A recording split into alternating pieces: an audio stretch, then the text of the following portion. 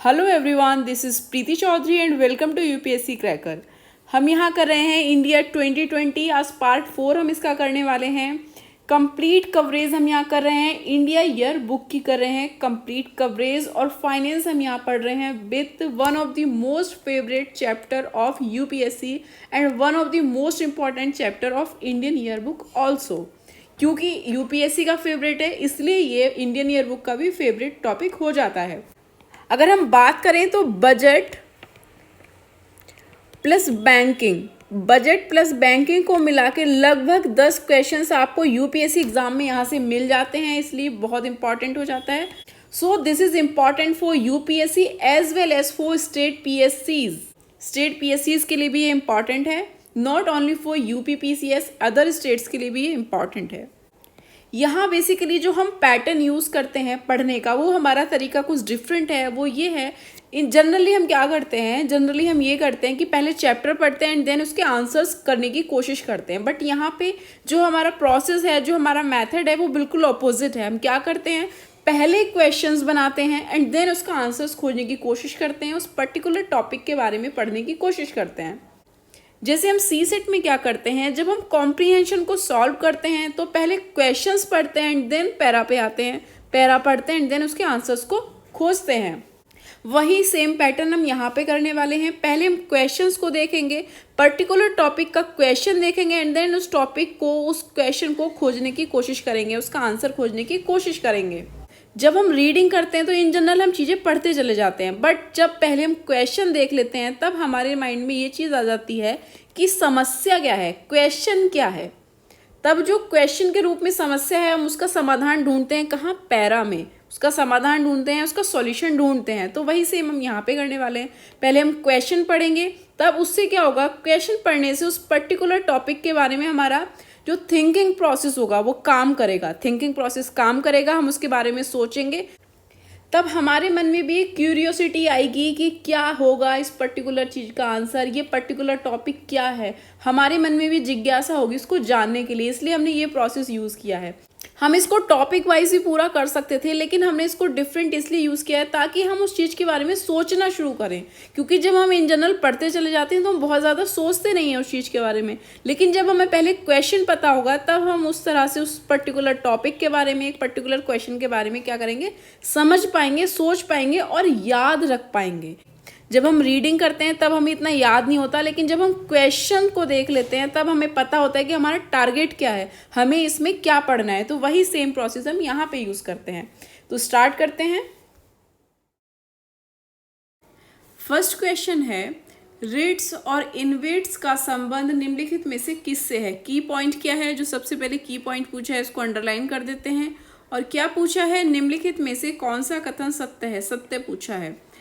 हम ऑप्शन पढ़ने से पहले हमने इसको अंडरलाइन क्यों किया, सत्य पूछा या सत्य, क्योंकि हम जनरली बाय डिफॉल्ट सत्य ही हमारे माइंड में फिक्स होता है। हो सकता है इसमें फॉल्स पूछा हो, असत्य पूछा हो, तो वहाँ पे ये सिली मिस्टेक्स ना हो, उससे बचने के लिए हम सबसे पहले इसको अंडरलाइन कर लेंगे। क्वेश्चन नहीं आता है, गलत हो जाए नो प्रॉब्लम, बट आता हुआ सत्य असत्य के चक्कर में बिल्कुल भी गलत नहीं होना चाहिए, इसलिए मिस्टेक्स नहीं होनी चाहिए। रेट्स और इनवेट्स के संबंध में ऑप्शंस क्या क्या दिए हैं, ये कह रहा है ये न्यास आधारित, न्यास होता है ट्रस्ट, न्यास क्या होता है, ट्रस्ट। ये न्यास आधारित ढांचे हैं जो प्रभावी कर छूट और बेहतर प्रशासनिक ढांचे के माध्यम से प्रतिफल बढ़ाते हैं। दूसरा ऑप्शन दिया है, रेट्स और इनवेट्स हेतु दिशा निर्देश या नियामक सेवी द्वारा 2015 में अनुसूचित किए गए। तो इसमें प्रॉब्लम क्या है, इसमें प्रॉब्लम है रेट्स और इनवेट्स के बारे में हमारा माइंड क्या करेगा, खोजना शुरू करेगा। अब क्या करेगा, इसके बारे में खोजना शुरू करेगा। ये अपने आप में एक टॉपिक हो जाता है। इस टॉपिक के हिसाब से जितना एग्जाम में रेलिवेंट होगा हम उस हिसाब से इसमें पढ़ लेंगे। तो अब हम इसका आंसर खोजने की कोशिश करेंगे। तो क्या होगा, हमारा माइंड सर्च करेगा रेट्स और इनवेट्स के बारे में, रेट्स और इनवेट्स क्या होता है। तो ये तरीका है क्वेश्चंस को या कह सकते हैं टॉपिक्स को समझने का। अब रेट्स और इनवेट्स क्या करेंगे, हम इसमें पढ़ेंगे। अभी यहाँ पे हम इसको प्रीलिम्स के हिसाब से पढ़ेंगे और कैसे इसको मेंस में भी यूज़ कर सकते हैं वो भी हम आगे देखेंगे।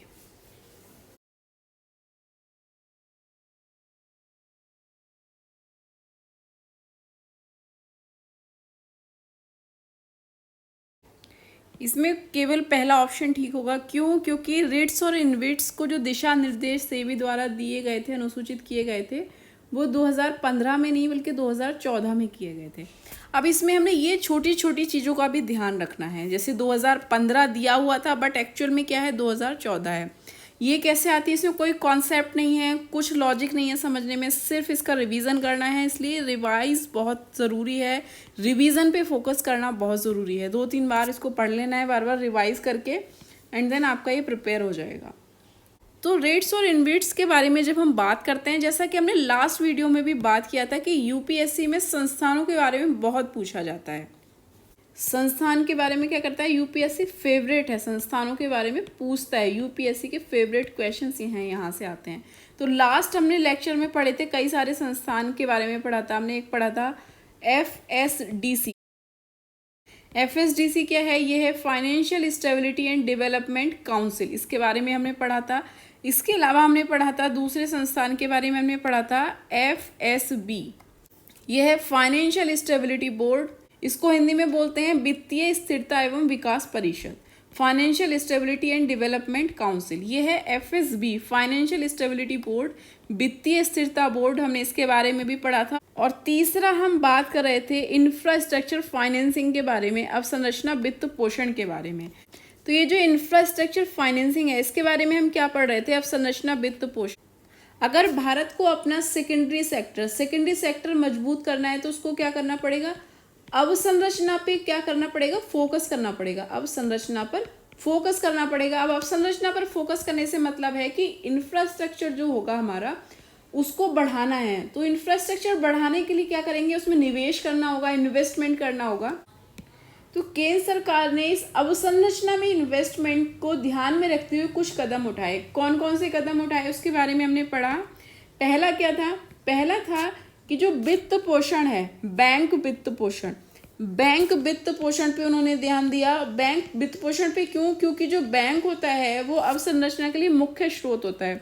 तो इसमें हमने क्या पढ़ा था? इसमें हमने पढ़ा था आरबीआई की 525 योजना। आरबीआई की 525 योजना हमने पढ़ी थी। इस योजना में हमने क्या पढ़ा था कि जो ऋण चुकाने की जो अवधि होती है उसमें छूट दे दी जाती है 25 वर्षों तक। और भी हमने इसके बारे में पढ़ा था कि किस तरह से इंफ्रास्ट्रक्चर को ये बढ़ावा देता है। दूसरा हमने पढ़ा था संस्थागत वित्त। संस्थागत वित्त में हमने पढ़ा था IIFCL के बारे में। ये क्या था? ये था India infrastructure finance company limited. 2006 में ये बना था, भारत अवसंरचना वित्त कंपनी लिमिटेड। तो ये किस तरह से इंफ्रास्ट्रक्चर में इन्वेस्टमेंट को बढ़ावा दे रहा था? ये जो अवसंरचनाएं परियोजनाएं होती हैं, अवसंरचनाएं परियोजनाओं को ये फाइनेंस करता था और कैसा? दीर्घ अवधि ऋण प्रोवाइड कराता था। अवसंरचना परियोजना में हमने क्या क्या पढ़ा था? ऐसे सड़क, रेलवे, परिवहन, ऊर्जा, विद्युत, ये सारी चीजों में। दूसरी ये चीज पढ़ी थी। तीसरा हमने इसमें पढ़ा था IDF के बारे में। IDF क्या था? IDF था इंफ्रास्ट्रक्चर डेप्ट फंड, अवसंरचना ऋण कोष। ये क्यों बनाया गया था? ताकि जो ऋण प्रोवाइड कराती है सरकार, उस ऋण प्रोवाइड कराने की जो उसकी स्पीड है वो तीव्र हो जाए, ताकि इंफ्रास्ट्रक्चर को और ज़्यादा बढ़ावा मिल सके। इसके अलावा सरकार ने जो चौथा कदम उठाया है इंफ्रास्ट्रक्चर में इन्वेस्टमेंट करने के लिए, वो है रेट्स और इनविट्स। रेट्स एंड इनविट्स, ये क्या है? रेट्स और इनविट्स। रेट्स है real estate investment trust, real estate निवेश न्यास। मीन्स क्या होता है? जो आवास वगैरह से रिलेटेड जो परियोजनाएं होती हैं उसमें इन्वेस्टमेंट के लिए। और इनविट्स क्या है? ये है इंफ्रास्ट्रक्चर इन्वेस्टमेंट ट्रस्ट, अवसंरचना निवेश न्यास। और इन दोनों का जो गठन हुआ है वो संस्थाओं के रूप में हुआ है। न्यास जैसे कोई भी ट्रस्ट बनाता है, लाभकारी होते हैं, गैर लाभकारी होते हैं। तो ये क्या है? न्यास आधारित ढांचे हैं। ये क्या करते हैं? कर में छूट देते हैं, टैक्स में छूट देते हैं, और जो इनका प्रशासनिक ढांचे के माध्यम से, प्रशासनिक जो इनका तौर तरीका है काम करने का, उससे क्या होता है? जो ओवरऑल जो ग्रोथ होती है, ओवरऑल जो आउटपुट मिलता है इंफ्रास्ट्रक्चर में इन्वेस्टमेंट के लिए, वो क्या होता है? वो बेहतर होता है। और रिट्स और इनविट्स के लिए जो दिशा निर्देश नियामक जो लागू हुए थे 2014 में हुए थे, और सेबी ने उसको किया था। सेबी क्या है? Security and exchange board of India. Security and exchange board of India, इसको क्या बोलते हैं? भारतीय प्रतिभूति और नियामक बोर्ड है ये। भारत में क्या है ये? प्रतिभूति और वित्त का नियामक बोर्ड है। प्रतिभूति और वित्त का क्या है? ये नियामक बोर्ड है। किसका? भारत सरकार का। तो इसने क्या किया है? सेबी ने 2014 में रिट्स और इनविट्स के लिए क्या किए हैं? दिशा निर्देश जारी किए हैं। देखिए, जब किसी संस्थान का गठन ट्रस्ट के रूप में होता है तो क्या होता है? उसे टैक्स में छूट मिल जाती है, और टैक्स में छूट के साथ साथ इस सिस्टम को जब बेहतर एडमिनिस्ट्रेशन मिलेगा, इसकी बेहतर एडमिनिस्ट्रेशन के साथ चलाया जाएगा तो क्या होगा? जो real estate, REITs, real estate में बेहतर ग्रोथ होगा, और ये जो इन्वेस्ट है क्या है? अवसंरचना निवेश न्यास, इंफ्रास्ट्रक्चर इन्वेस्टमेंट में क्या होगा? इसमें भी ग्रोथ होगा। तो टोटलिटी में क्या होगा? डेवलपमेंट होगा एंड एम्प्लॉयमेंट बढ़ेगा, दोनों में वृद्धि होगी। तो ये हमने पढ़ा इसको पीटी के पॉइंट ऑफ व्यू से। और अगर आपको एग्जाम में क्वेश्चन मेंस में पूछ लेता है कि इंडिया इकोनॉमी को बूस्ट करने के लिए जो सेकेंडरी सेक्टर पे हम फोकस कर रहे हैं, उसके लिए सरकार ने क्या क्या प्रावधान किए हैं, तो सरकार ने ये सब प्रावधान किए हैं। इससे पहले हमने जो 3 पिलर डिस्कस किए वो लास्ट वीडियो में हम उसको डिटेल में डिस्कस कर चुके हैं। और जो चौथी पहल है रिट्स और इन्वेस्ट, ये हमने यहाँ पे पढ़ लिया। तो सरकार की एक बहुत अच्छी योजना है जिसके माध्यम से ऋण प्रोवाइड होता है। अलग अलग चीज़ों के लिए अलग अलग तरह से संस्थाएं बना दी गई हैं ऋण देने के लिए। इससे क्या होगा? जो इंफ्रास्ट्रक्चर होगा, सेकेंडरी सेक्टर होगा, वो क्या करेगा? बूस्ट होगा। इससे क्या होगा? जो हमारा लक्ष्य है $5 ट्रिलियन इकोनॉमी प्राप्त करने का, वो क्या होगा? उससे प्राप्त हो पाएगा। सेकेंडरी सेक्टर बूस्ट कर पाएगा। नेक्स्ट क्वेश्चन इज G20 समूह के संबंध में निम्नलिखित कथनों पर चर्चा कीजिए। की पॉइंट है G20 समूह के बारे में पूछा है। और क्या पूछा है? निम्नलिखित में से कौन सा कथन सत्य है? सत्य पूछा है। ऑप्शंस दिए हैं। G20 का 14वां शिखर सम्मेलन जर्मनी के बर्लिन शहर में हुआ था। दूसरा ऑप्शन है इसका उद्देश्य वैश्विक वित्त को प्रबंधित करना है। तीसरा ऑप्शन है संयुक्त राष्ट्र, अंतर्राष्ट्रीय मुद्रा कोष और विश्व बैंक इसके स्थायी सदस्य हैं। तो बताइए कौन से कथन सत्य होगा?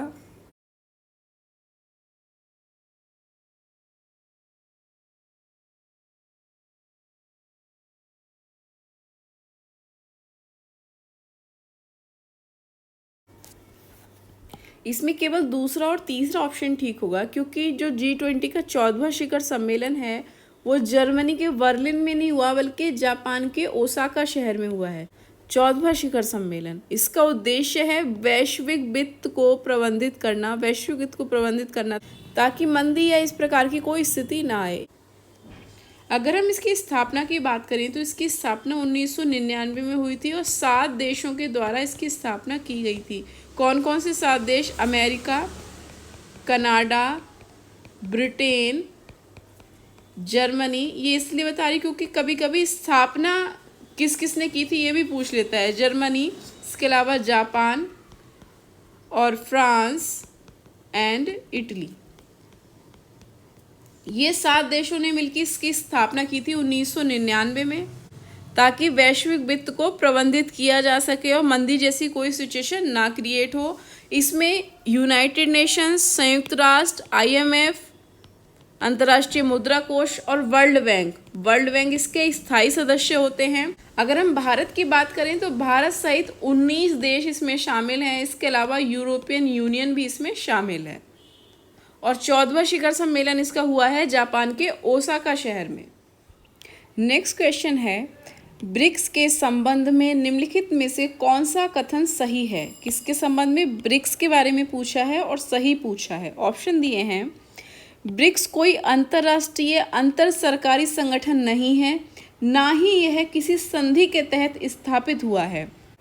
दूसरा ऑप्शन है ब्रिक्स देशों की जनसंख्या दुनिया की आबादी का लगभग 50% है और इसकी वैश्विक सकल घरेलू उत्पाद GDP में हिस्सा लगभग 40% है। तो बताइए कौन सा कथन सही है?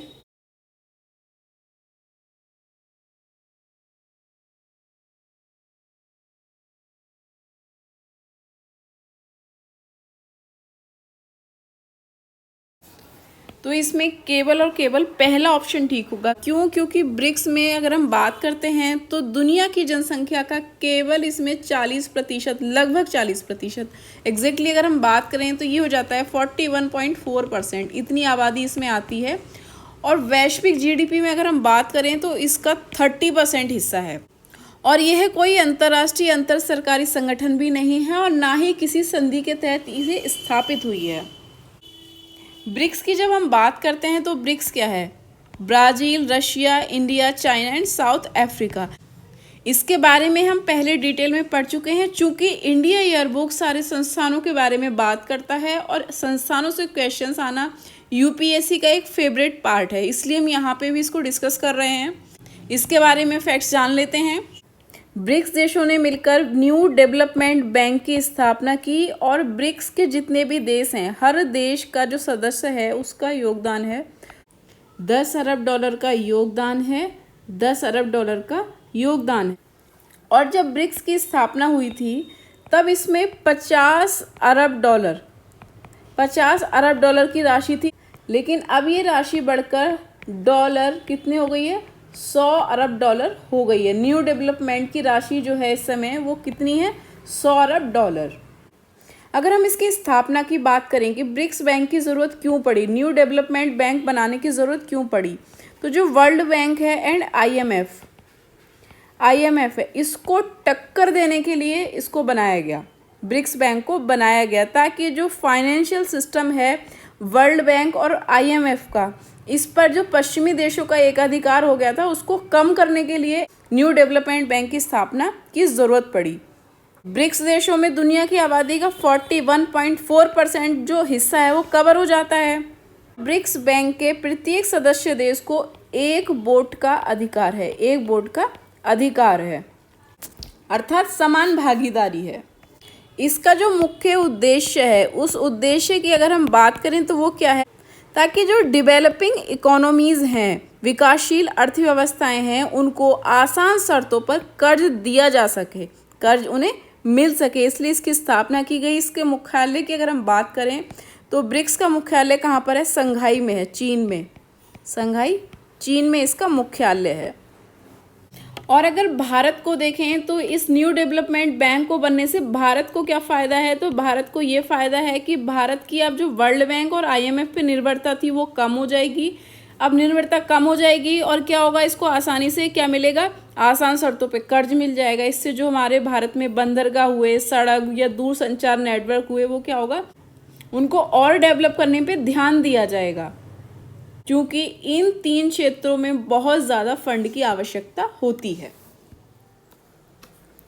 नेक्स्ट क्वेश्चन है, निम्नलिखित कथनों पर विचार कीजिए। क्या पूछा है? निम्नलिखित में से कौन सा कथन सत्य है? किसके बारे में विचार करने की बात कर रहे हैं? ऑप्शंस दिए हैं। UNDP means United Nations Development Programme, UNDP संयुक्त राष्ट्र विकास कार्यक्रम इसको हिंदी में बोलते हैं। यूएनडीपी संयुक्त राष्ट्र के वैश्विक विकास का एक नेटवर्क है और इसका मुख्यालय न्यूयॉर्क में स्थित है। दूसरा ऑप्शन है, संयुक्त राष्ट्र विकास कार्यक्रम द्वारा प्रतिवर्ष मानव विकास सूचकांक जारी किया जाता है। तो बताइए कौन सा कथन सत्य है?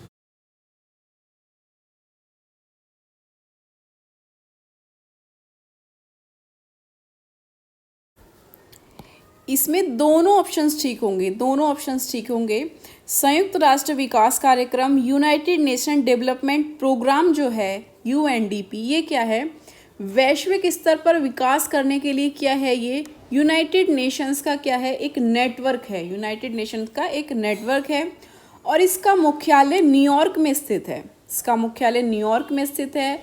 इसका एक कार्यक्रम क्या है? ये क्या करता है? प्रतिवर्ष मानव विकास सूचकांक, ह्यूमन डेवलपमेंट इंडेक्स, ये HDI जारी करता है। इसके अलावा ये गरीबी उन्मूलन पे काम करता है,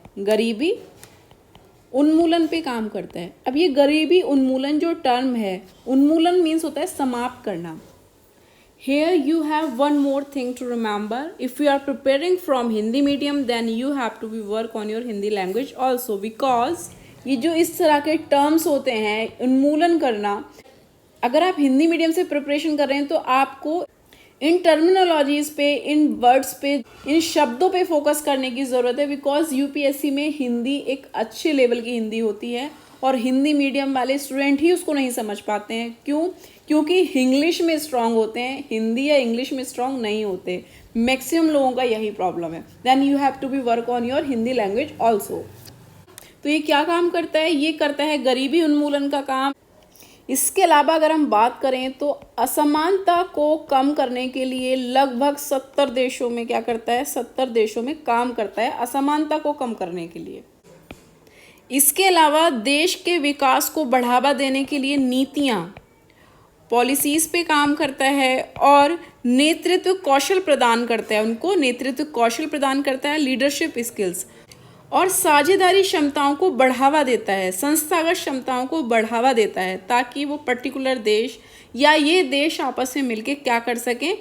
एक वैश्विक स्तर पर विकास कर सकें, वैश्विक स्तर पर विकास कर सकें।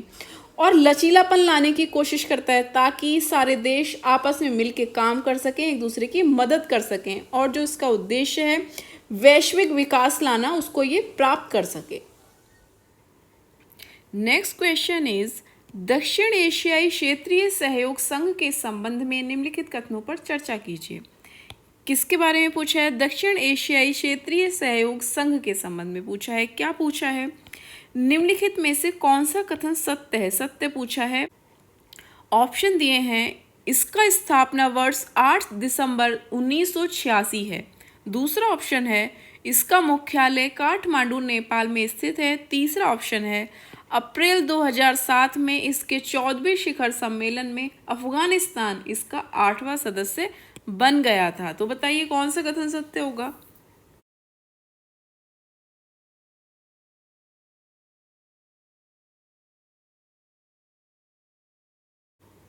इसमें केवल 2 ऑप्शन ठीक होंगे, 2 और 3। ये जो दक्षिण एशियाई क्षेत्रीय सहयोग संघ है, हमने सार्क के बारे में तो सुना होगा, लेकिन इसकी फुल फॉर्म में हम कंफ्यूज हो जाते हैं, इसलिए मैंने इसको यहाँ पे, मैं सार्क भी लिख सकती थी बट मैंने इसको ये नेम मेंशन किया है, क्योंकि यूपीएससी कहीं भी घुमा सकता है। सब कुछ पता होने के बाद भी हम इसमें घूम जाएंगे, गलत कर देंगे आंसर। तो ये है सार्क। सार्क क्या है? सार्क का जो स्थापना हुआ है वो 8 दिसंबर 1985 को हुआ है, 86 को नहीं हुआ। ये छोटे छोटे फैक्ट्स में हम यहाँ पे गलती कर देते हैं, क्वेश्चन आता हुआ गलत हो जाता है। इसमें ना तो कोई कॉन्सेप्ट है ना कुछ समझना है, तो केवल इसको रटना है। इसलिए प्लीज़ रिवीजन कीजिए ज़्यादा से ज़्यादा, ताकि इस तरह के सिली मिस्टेक्स होने से बच जाएं एग्जाम में। तो ये सार्क है। सार्क क्या है? सार्क है 8 देशों का, दक्षिण एशिया के 8 देश, 8 देशों का क्या है? ये आर्थिक और राजनीतिक संगठन है। आर्थिक और राजनीतिक संगठन है, राजनीतिक संगठन। अब इसमें कौन कौन आता है? तो इसमें कौन कौन आता है? इसमें कौन कौन आता है? जैसे ये इंडिया है, मैप के हिसाब से हम समझेंगे तो थोड़ा हमें और जल्दी याद हो जाएगा, इसको याद रखने में हमें हेल्प रहेगी, इसलिए मैप के हिसाब से आप देखा कीजिएगा। तो इसमें कौन कौन शामिल होगा अगर हम बात करें तो सबसे पहले अफगानिस्तान, उसके बाद पाकिस्तान। 8 देश है ना, उसकी लिस्ट बनाते हैं। अफगानिस्तान, पाकिस्तान, यहाँ भारत, इंडिया आ जाएगा, उसके बाद नेपाल, भूटान और ये बांग्लादेश, इसके बाद यहाँ मालदीव और ये श्रीलंका। ये काउंट हो गए 5 और 3 8। ये 8 देश इसमें शामिल हैं। अप्रैल 2007 से पहले केवल इसमें 7 सदस्य देश हुआ करते थे, लेकिन 14वें शिखर सम्मेलन से अफगानिस्तान को भी इसमें शामिल कर लिया गया और ये 8वां सदस्य बन गया। नेक्स्ट क्वेश्चन है, सार्क विकास कोष, सार्क डेवलपमेंट फंड के संबंध में निम्नलिखित कथनों पर चर्चा कीजिए। किसके बारे में पूछा है? सार्क विकास कोष के संबंध में। क्या पूछा है? निम्नलिखित में से कौन सा कथन सत्य है? सत्य पूछा है। ऑप्शंस दिए हैं, इसकी स्थापना वर्ष 2009 में सार्क सदस्यों के द्वारा हुई थी। दूसरा ऑप्शन है, इसका मुख्यालय थिम्पू भूटान में है। तीसरा ऑप्शन है, सार्क विकास कोष की योजना खुद को निकट भविष्य में एक क्षेत्रीय बैंक के रूप में स्थापित करने की है। जैसे ब्रिक्स में हमने पढ़ा था, ब्रिक्स में हमने क्या पढ़ा था? न्यू डेवलपमेंट बैंक, उसी तरह का कुछ इसका भी एक प्लानिंग है भविष्य में क्षेत्रीय बैंक के रूप में स्थापित होने की। है या नहीं है? आप ये बताइए कौन सा कथन सत्य है?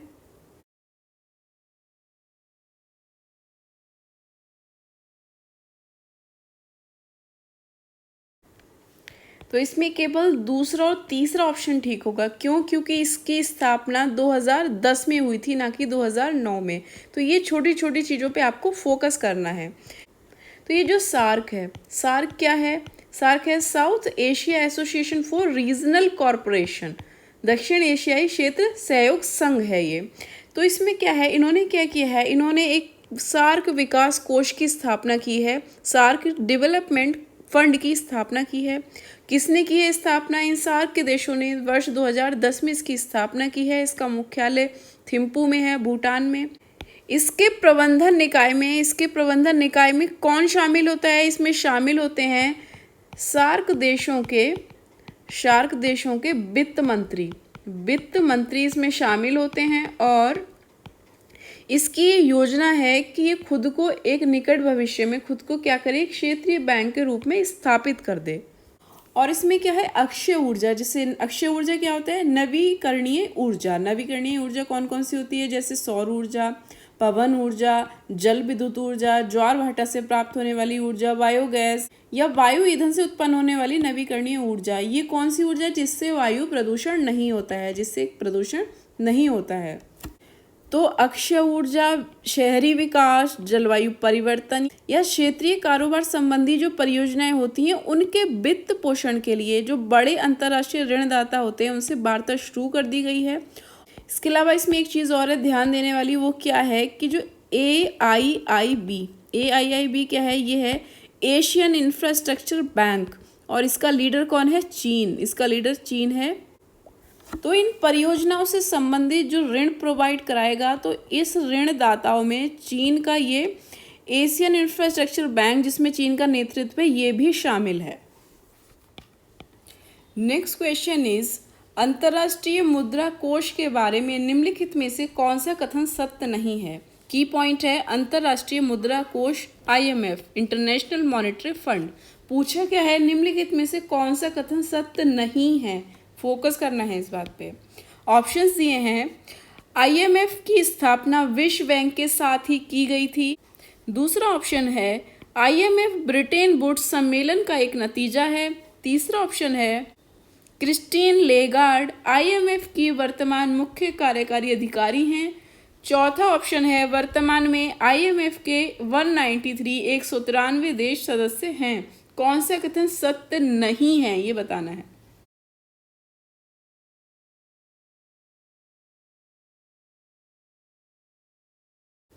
इसमें चौथा ऑप्शन ठीक नहीं है। क्यों? क्योंकि IMF में जो सदस्य देश हैं वो 189 है, ना कि 193। तो इन छोटी छोटी चीज़ों पे आपको ध्यान देना है, बिकॉज UPSC छोटे छोटे हेर फेर कर देता है और हम वहीं पे मिस्टेक्स कर देते हैं, सिली मिस्टेक्स कर देते हैं। IMF की स्थापना विश्व बैंक के साथ की गई थी, ब्रिटेन वुड्स सम्मेलन का ये नतीजा है, और क्रिस्टीन लेगार्ड इसकी क्या है, वर्तमान मुख्य कार्यकारी अधिकारी हैं। IMF की अगर बात करें, इंटरनेशनल मॉनेटरी फंड की बात करें, अंतर्राष्ट्रीय मुद्रा कोष, तो ये क्या है, 1944 जुलाई 1944 में अमेरिका के ब्रिटेन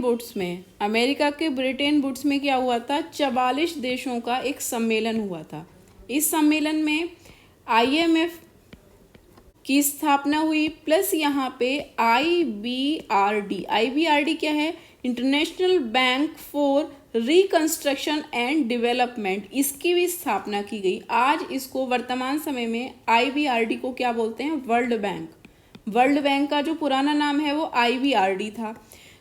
तो ब्रिटेन वुड्स का जो सम्मेलन हुआ था उसमें इन दोनों की स्थापना की गई। इसलिए इन दोनों को एक साथ क्या बोला जाता है, इन दोनों को एक साथ हम बोलते हैं ब्रिटेन वुड, इसको बोलते हैं ब्रिटेन वुड्स ट्विंस मीन्स होता है जुड़वा।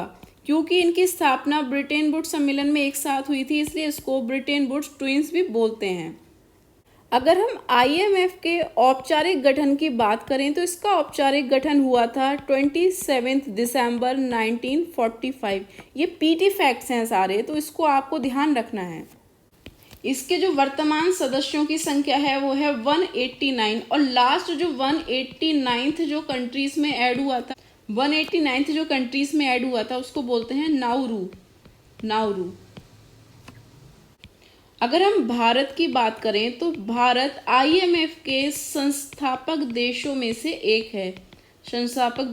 एक है। इसका मुख्यालय कहाँ पर है, IMF का मुख्यालय है वॉशिंगटन डीसी, अमेरिका के वॉशिंगटन डीसी में इसका क्या है, मुख्यालय है, अमेरिका यूएस में। जैसे हम आईएमएफ की बात करें तो आईएमएफ कुछ रिपोर्ट्स जारी करता है, जैसे वर्ल्ड इकोनॉमिक आउटलुक जारी करता है। 2019 में डायरेक्टली ये पूछ लिया था कि रिपोर्ट का नाम लेके कि ये पर्टिकुलर रिपोर्ट कौन जारी करता है, इसलिए बहुत इंपॉर्टेंट हो जाता है, मोस्ट इंपॉर्टेंट हो जाता है पीटी के हिसाब से। वर्ल्ड इकोनॉमिक आउटलुक में क्या होता है, जैसे वर्ल्ड का आर्थिक स्तर क्या है, वर्ल्ड का आर्थिक स्तर क्या है, इस रिपोर्ट से हमें पता लगता है। इसके अलावा ये फिस्कल मॉनिटर रिपोर्ट निकालता है, fiscal monitor report. Global financial stability report निकालता है, और क्या निकालता है, ये निकालता है त्रिमासिक क्या निकालता है, फाइनेंस एंड डेवलपमेंट की पत्रिका निकालता है। इसमें क्या होता है, जैसे वित्तीय प्रणाली, मौद्रिक नीति या आर्थिक गरीबी में कमी जैसे जो वैश्विक आर्थिक मुद्दे होते हैं उनके बारे में फाइनेंस एंड डेवलपमेंट इस रिपोर्ट में निकालता है। नेक्स्ट क्वेश्चन है, निम्नलिखित में से कौन सा आईएमएफ का उद्देश्य नहीं है। क्या उद्देश्य नहीं है आईएमएफ का, ये बताना है। ऑप्शंस दिए हैं, अंतर्राष्ट्रीय मौद्रिक सहयोग को बढ़ावा देना, दूसरा संतुलित अंतर्राष्ट्रीय व्यापार सुनिश्चित करना, तीसरा विनिमय दर स्थिरता सुनिश्चित करना, और चौथा निजी क्षेत्रों को ऋण प्रदान करना। तो कौन सा उद्देश्य नहीं है बताइए।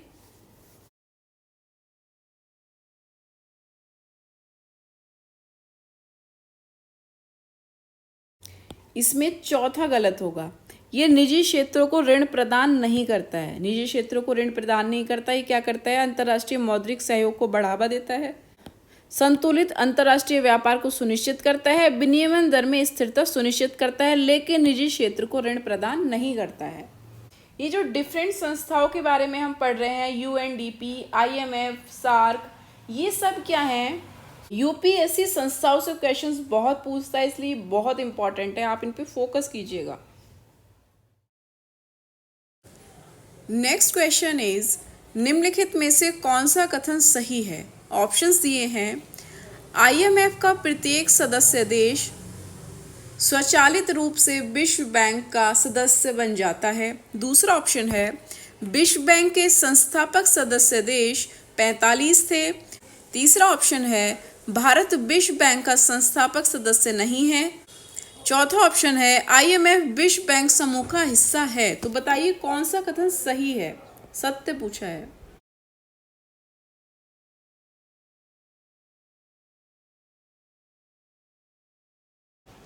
इसमें केवल पहला ऑप्शन ठीक होगा, आईएमएफ का प्रत्येक सदस्य देश स्वचालित रूप से विश्व बैंक का सदस्य बन जाता है, ये ऑप्शन ठीक है।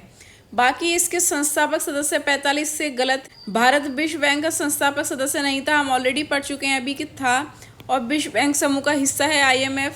ये विश्व बैंक समूह का हिस्सा नहीं है, बल्कि क्या है, ये अलग अलग दो संस्थाएं हैं, हाँ, लेकिन ये है कि जो इसके सदस्य होते हैं वो स्वचालित रूप से विश्व बैंक के सदस्य बन जाते हैं। आईएमएफ का प्रत्येक सदस्य स्वचालित रूप से विश्व बैंक का सदस्य बन जाता है। इसी तरह आईएमएफ छोड़ने वाले किसी भी सदस्य देश को स्वचालित रूप से विश्व बैंक की सदस्यता से क्या कर दिया जाता है, निष्कासित कर दिया जाता है। इसलिए ऑप्शन पहला ठीक होगा।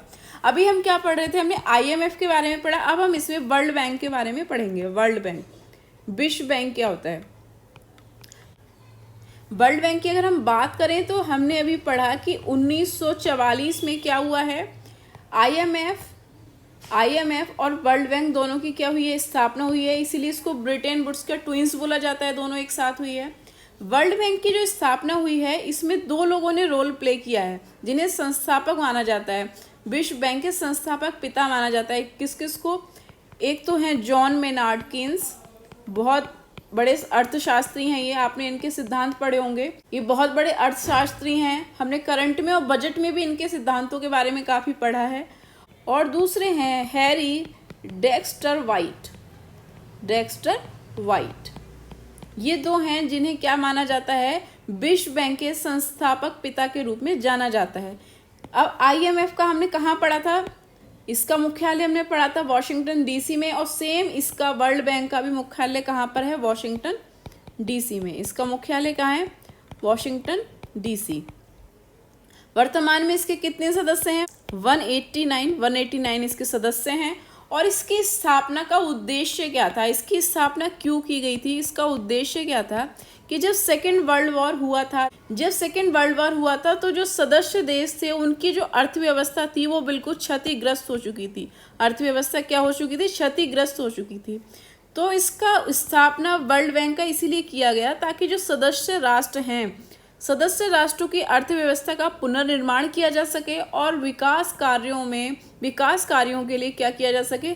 दीर्घकालीन ऋण उपलब्ध कराया जा सके, आर्थिक सहायता दी जा सके, इसलिए इसकी स्थापना हुई। नेक्स्ट क्वेश्चन है, निम्नलिखित में से कौन सा विश्व बैंक का कार्य नहीं है? विश्व बैंक का कार्य नहीं है, नहीं पूछा है। ऑप्शंस दिए हैं, सदस्य देशों को दीर्घकालिक ऋण प्रदान करना। दूसरा ऑप्शन है, सदस्य देशों से संबंधित निजी निवेशकों को अपनी गारंटी पर ऋण प्रदान करना। तीसरा ऑप्शन है, विनियमन दर स्थिरता सुनिश्चित करना। चौथा ऑप्शन है, मुख्य रूप से उत्पादक गतिविधियों के लिए ऋण प्रदान करना। तो बताइए कौन सा कथन सही नहीं है विश्व बैंक के बारे में?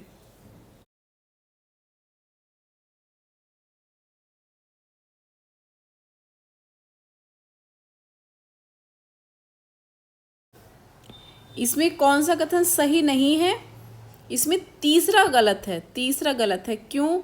क्योंकि विनिमय दर स्थिरता सुनिश्चित करना हमने पढ़ा था, ये आईएमएफ का काम है, वर्ल्ड बैंक का नहीं। किसका काम है ये? आईएमएफ का। हम पीछे पढ़ चुके हैं लास्ट क्वेश्चन में। और सदस्य देशों को दीर्घकालिक ऋण प्रदान कराता है विश्व बैंक। इसके अलावा विश्व बैंक ऋण प्रदान कराता है। इसके अलावा सदस्य देशों से संबंधित निजी निवेशकों को अपनी गारंटी पर ऋण प्रदान कराता है, ये काम भी करता है विश्व बैंक। और क्या करता है? मुख्य रूप से जो उत्पादक गतिविधियां होती हैं उनके लिए ऋण प्रदान कराना होता है इसका काम, विश्व बैंक का काम। नेक्स्ट क्वेश्चन इज, अंतर्राष्ट्रीय वित्त निगम के संबंध में निम्नलिखित कथनों पर चर्चा कीजिए। क्या पूछा है? अंतर्राष्ट्रीय वित्त निगम के संबंध में निम्नलिखित में से कौन सा कथन सत्य है? सत्य पूछा है। ऑप्शंस दिए हैं, अंतर्राष्ट्रीय वित्त निगम क्या है? ये है आईएफसी। आईएफसी क्या है? ये इंटरनेशनल फाइनेंस कॉरपोरेशन, आईएफसी के बारे में पूछा है। ऑप्शंस दिए हैं, यह विश्व बैंक समूह का एक सदस्य है जो केवल विकासशील देशों के निजी क्षेत्र में निवेश पर ध्यान देता है। दूसरा ऑप्शन है, 1955 में स्थापित आईएफसी में 184 सदस्य हैं। तीसरा ऑप्शन है, भारत अंतर्राष्ट्रीय वित्त निगम का संस्थापक सदस्य है। तो बताइए कौन सा कथन सत्य होगा?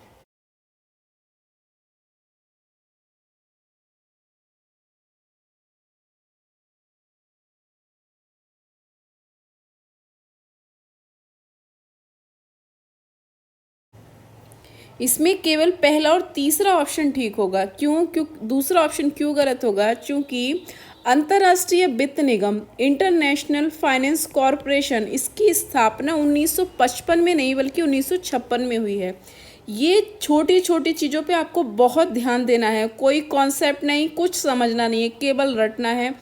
जब आप ज़्यादा से ज़्यादा रिवीजन करेंगे तब ये सिली मिस्टेक्स होने से एग्जाम में बचेंगे। और बस ये नहीं आएगा क्वेश्चन गलत हो जाएगा, इसमें कुछ नहीं है। इस तरह के क्वेश्चंस कभी भी गलत नहीं होने चाहिए। तो अंतर्राष्ट्रीय वित्त निगम क्या है? इसकी स्थापना 1956 में हुई है। और इसके सदस्य कितने हैं? 184 सदस्य देश हैं इसके, ठीक है। इसमें जो विश्व बैंक है, विश्व बैंक समूह का ये एक सदस्य है जो केवल इन चीज़ों पर भी ध्यान देना बहुत ज़रूरी है, जो केवल विकासशील देशों के निजी क्षेत्र में निवेश पर ध्यान देता है। पीटी के पॉइंट ऑफ व्यू से मोस्ट इम्पॉर्टेंट है, ध्यान देना है इस चीज़ पर। और क्या है? भारत अंतर्राष्ट्रीय वित्त निगम आईएफसी का संस्थापक सदस्य है भारत। और इस आईएफसी का भारत में क्या रोल है? भारत में इसका रोल है कि भारत में जो निम्न आय वाले राज्य हैं, उन निम्न आय वाले राज्यों पर ये केंद्रित रहता है, इसका ध्यान केंद्रित रहता है। ये इसका भारत में रोल है। तो तो आज हमने इस वीडियो में बहुत सारी संस्थाओं के बारे में जाना। आई होप आपको ये वीडियो पसंद आया होगा, आपने एंजॉय किया होगा। अगर आपको इस वीडियो से कुछ बेनिफिट मिला है, पसंद आया है, तो आप लाइक करके हमें बता सकते हैं। अगर आपका कोई क्वेश्चन या सजेशन है तो कमेंट करके आप हमें बता सकते हैं। मिलते हैं नेक्स्ट वीडियो में कुछ नए क्वेश्चंस, कुछ नए कॉन्सेप्ट के साथ। तब तक आप रिवीजन करते रहिए, स्वस्थ रहिए। Thank you.